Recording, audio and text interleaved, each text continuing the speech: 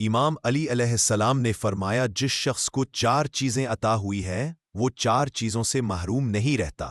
جو دعا کرے وہ قبولیت سے محروم نہیں ہوتا، جسے توبہ کی توفیق ہو وہ مقبولیت سے نا امید نہیں ہوتا، جسے استغفار نصیب ہو وہ مغفرت سے محروم نہیں ہوتا، اور جو شکر کرے وہ اضافہ سے محروم نہیں ہوتا، اور اس کی تصدیق قرآن مجید سے ہوتی ہے۔ چنانچہ دعا کے متعلق ارشاد الہی ہے، تم مجھ سے مانگو میں تمہاری دعا قبول کروں گا۔ اور استغفار کے متعلق ارشاد فرمایا ہے، جو شخص کوئی برا عمل کرے یا اپنے نفس پر ظلم کرے پھر اللہ سے مغفرت کی دعا مانگے تو وہ اللہ کو بڑا بخشنے والا اور رحم کرنے والا پائے گا۔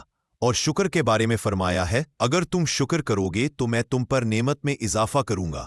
اور توبہ کے لیے فرمایا ہے، اللہ انہی لوگوں کی توبہ قبول کرتا ہے جو جہالت کی بنا پر کوئی بری حرکت کر بیٹھے پھر جلدی سے توبہ کر لیں تو خدا ایسے لوگوں کی توبہ قبول کرتا ہے، اور خدا جاننے والا اور حکمت والا ہے۔